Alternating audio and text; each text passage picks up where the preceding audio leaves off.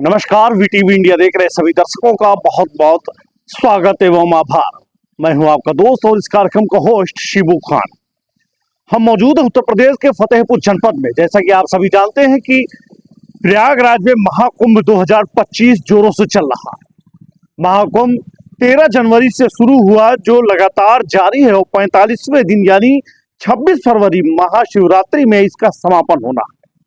लेकिन इस दौरान वहां से दुखद घटनाएं भी सामने आई हैं, जिसमें हादसा हुआ और लोगों ने अपनी जान तक गंवाई है। आज हम चर्चा में हमारे साथ व्यापार मंडल प्रेमनगर के कुछ पदाधिकारी एवं क्षेत्र के व्यापारी साथी हमारे साथ मौजूद है। कुछ युवा हैं जिनसे हम राय में जानेंगे कि इस घटना का बड़ा जिम्मेदार कौन है। तो आइए शुरू करते हैं और राय जानते हैं कि इस घटना में जिम्मेदारी किसकी होनी चाहिए, और इनसे ये भी पूछेंगे यदि ऐसी घटनाएं दोबारा होती हैं, पुनरावृत्ति होती हैं, तो हमें क्या अपने आप में क्या सीख लेना चाहिए, अपने आप में क्या हमको सचेत रहना चाहिए।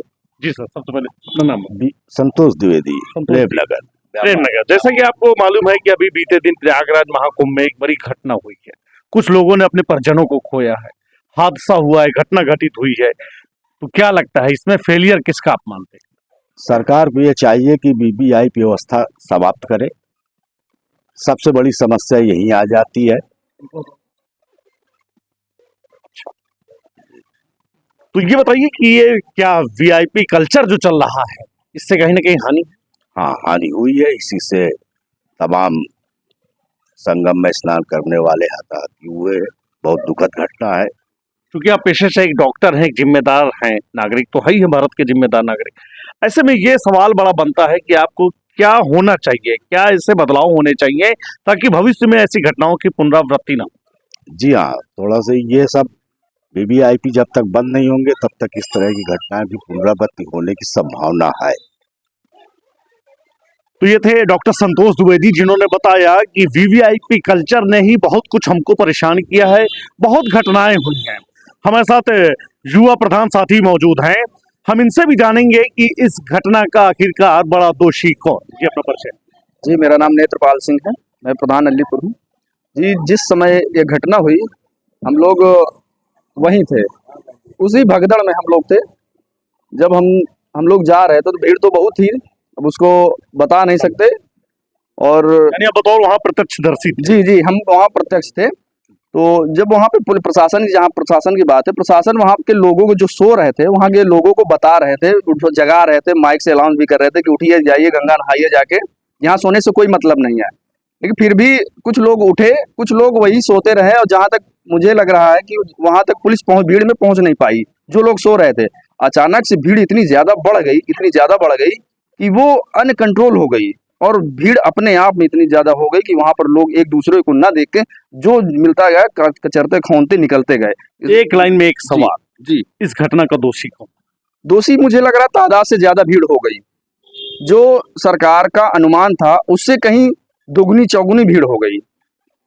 अब ये व्यवस्था अव्यवस्था हो गई, या लोगों के भीड़ की वजह से जगह कम, पब्लिक ज्यादा। तो ये थे युवा साथी जो ग्राम प्रधान भी, इन्होंने बताया, चूंकि ये प्रत्यक्षदर्शी के रूप में भी वहां मौजूद थे। हमारे साथ मौजूद है व्यापार मंडल प्रेमनगर के अध्यक्ष। अध्यक्ष जी, आप ये बताएं, सबसे पहले अपना परिचय दीजिए। भूपेंद्र सिंह गौतम, व्यापार मंडल अध्यक्ष प्रेमनगर। गौतम जी, ये बताएं कि जो चर्चा चल रही है, आप सुन रहे इतनी देर से, आपसे भी वही सवाल कि इस बड़ी घटना का जिम्मेदार कौन? सबसे पहले तो मैं जिन परिवारों ने अपने खोए हैं उनकी मैं सबसे पहले संवेदना प्रकट करना चाहता हूँ। उनको आत्मा को शांति दे। जहाँ पर ये बहुत दुखद घटना हुई, ऐसे नहीं होनी चाहिए। लेकिन इस सब के लिए हम लोग जिम्मेदार हैं। हम लोग इसलिए जिम्मेदार हैं कि हम लोग आगे भी जा सकते हैं, पीछे भी जा सकते हैं। वही कोई जब समय होता है तो उसमें हम लोग न जाएं तो ज़्यादा बेहतर रहेगा। इससे थोड़ी बहुत आबाद जो भीड़ भाड़ है उससे भी होगी, कमी होगी, और इससे जान माल हानि की भी हम लोग बचा सकते हैं। इसलिए मैं पब्लिक से ये भी फिर भी एक बार रिक्वेस्ट करता हूं कि वो भीड़ भाड़ ना जाके 1-2 दिन आगे पीछे चले जाएं, 1-2 दिन पीछे चले जाएं, क्योंकि 45 दिन का एक कुंभ चल रहा है। इसमें ये नहीं है कि फला दिन इतना होगा पुण्य, फला दिन, ऐसी कोई बात नहीं है। बस यही मैं कहना चाहता हूँ।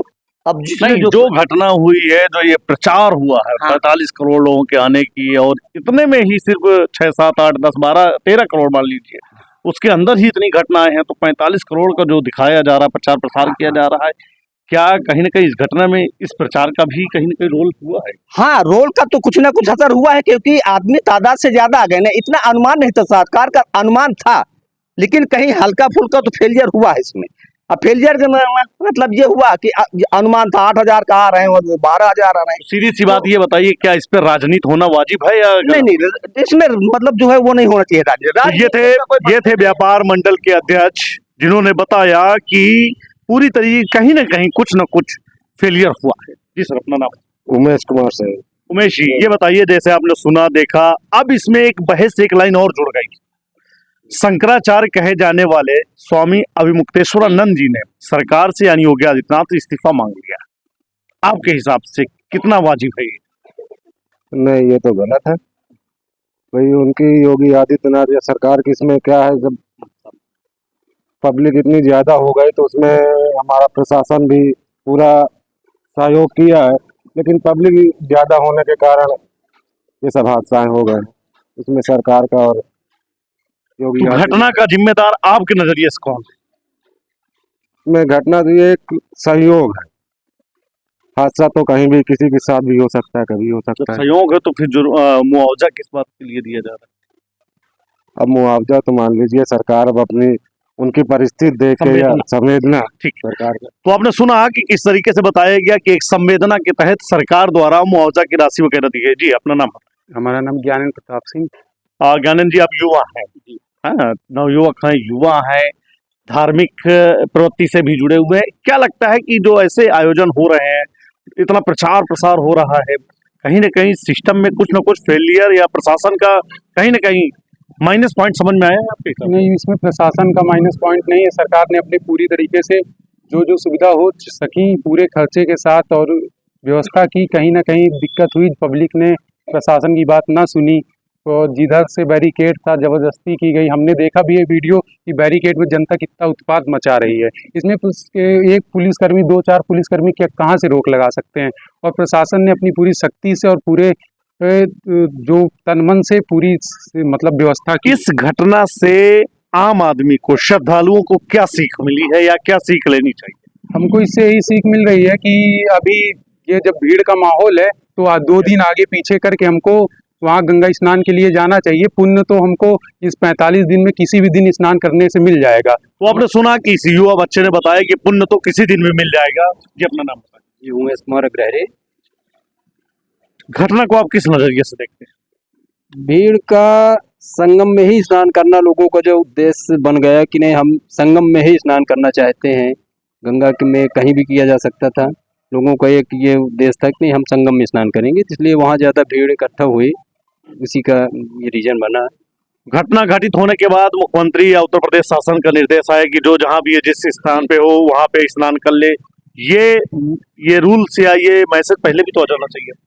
मैसेज था, लेकिन यह है स्पष्ट जनता मानती नहीं है, स्पष्ट आदेश करना पड़ा। ठीक है, अपना नाम बताएं? अभय राज सिंह। अभय राज जी, आप भी युवा हैं, कुंभ अभी तक गए या नहीं गए? जी, कुंभ तो अभी तक नहीं गए हैं, फरवरी में जाना है। जो घटना घटित हुई है, इस घटना से क्या सीख मिली है लोगों को? घटना से लोगों को सीखना चाहिए और चिंतन भी करना चाहिए घटना के लिए, क्योंकि उसके लिए कोई एक व्यक्ति या एक चीज जिम्मेदार नहीं होती है। बहुत सारी छोटी छोटी परिस्थितियां बनती हैं जिसके बाद से ऐसी घटनाएं घटती हैं। लेकिन उसमें ध्यान ये देना चाहिए कि उसमें जैसे बैरिकेडिंग तोड़ी गई, कुछ वीडियोज आ रही है कि जो युवा हैं वो हू हल्ला कर रहे हैं, जिससे जो जनता होती है वो थोड़ा डरती है अचानक से। आप ये बताइए कि अब इसमें राजनीति शुरू हो गई। स्वामी शंकराचार्य महाराज का ही बयान आपने सुना होगा, कहाँ तक जायज है उनकी मांग? नहीं, ये तो फिजूल के बयान आता है, कोई मतलब इसका नहीं है। ये समझिए कि हम उसके प्रत्यक्षदर्शी हैं। जब भीड़ अनकंट्रोल हो रही थी तो उसमें प्रशासन क्या, कोई नहीं कुछ कर सकता है, क्योंकि भीड़ इतनी ज्यादा थी कि तादाद जिसे प्रशासन बिल्कुल नगण्य लग रहा था। भीड़ इतनी थी, प्रशासन दिख ही नहीं रहा था कि कहाँ है कहाँ। एक आध कहीं दिख जाते नहीं तो प्रशासन समझिए ना, इतनी ज्यादा भीड़ प्रशासन थी। का फेलियर नहीं समझ में आया? प्रशासन फेलियर का, जब पब्लिक इतनी ज्यादा होगी, अब मैं उसका ये समझिए, जहाँ पे त्रिवेणी, ये भीड़ सिर्फ त्रिवेणी में थी, जो भीड़ बताया जा रहा है ये घटना त्रिवेणी में हुई है, और अन्य घाटों पे कोई दिक्कत नहीं थी।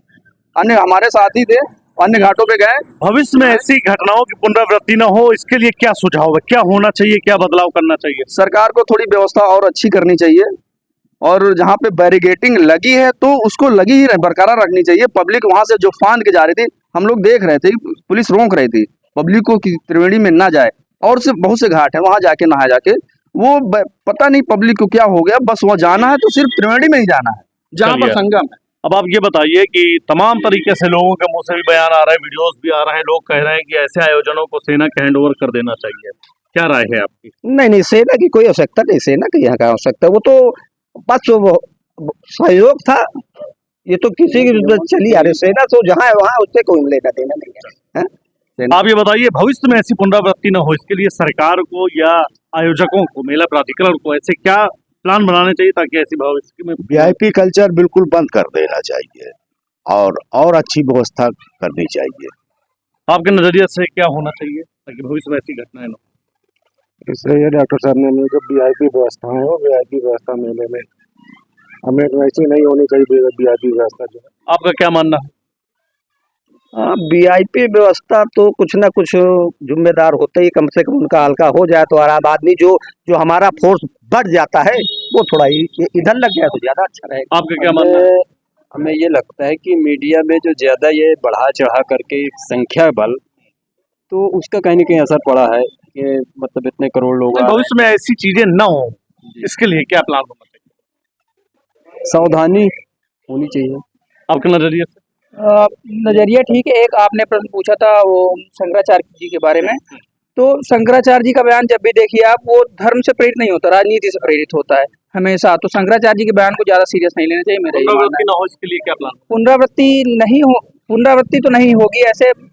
अब लोग सीखेंगे ऐसी घटनाओं से, तो अगर जागरूक होंगे तो ऐसी घटनाएं फिर से आपका क्या मानना है कि ऐसे भविष्य में इन फ्यूचर कोई प्लान न हो? हमारा मानना यही है कि सरकार थोड़ा सख्ती दिखा भी रही है, वहाँ सुरक्षा व्यवस्था टाइट भी है, और बैरिकेटिंग अच्छी करके एक रास्ते से, तय रास्ते से स्नान कराया जाए, श्रद्धालुओं को अच्छे से वहाँ पहुँचाया जाए, और बस स्नान हो। और नॉन व्हीकल जोन तो इलाहाबाद घोषित हो ही गया है प्रयागराज में, तो इससे कहीं ना कहीं सुधार हुआ है, और प्रशासन अपने पूरी कोशिश करके सुधार कर ही रहा है, और अच्छा स्नान होगा। और ये भविष्य के आयोजनों में जनता को क्या करना चाहिए, जनता को अपने तरफ से क्या? जनता को अपने स्वतः से खुद निर्णय लेना चाहिए। जिस दिन नहावन हो, मेन उस दिन ना जाए, उस दिन ना जाए। अगर सब लोग यही सोचेंगे कि हम अमावस्या के दिन नहाएंगे तो भीड़ ऑटोमेटिक बढ़ना और लाजमी है। आप अपने हिसाब से तय करें और नहावन के दिन ना जाएं। अमावस्या जैसे जो दिन रखे गए हैं, तय किए गए, उस दिन ना जाएं। गंगा वही है, त्रिवेणी वही है, संगम वही है, बाद में भी आप स्नान कर सकते हैं। तो आपने सुना कि किस तरीके से लोगों ने अपनी राय रखी है। इसमें व्यापारी वर्ग है, युवा छात्र वर्ग है, ग्राम प्रधान जी भी हमारे साथ मौजूद थे। इन्होंने बताया कि आखिरकार प्रिकॉशंस के तौर पे जनता को, यानी श्रद्धालुओं को अपने आप में भी अलर्ट रहना चाहिए। सबको जिम्मेदारी सरकार और प्रशासन की ही नहीं होनी चाहिए, हमें अपने विवेक से भी बचना चाहिए, क्योंकि भीड़ भाड़ के क्षेत्र में जैसे भी जो भी आयोजन होते हैं, कहीं ना कहीं अफरा तफरी जरूर होती है, लेकिन कहीं ना कहीं किसी न किसी की फेलियर जरूर सामने आती है।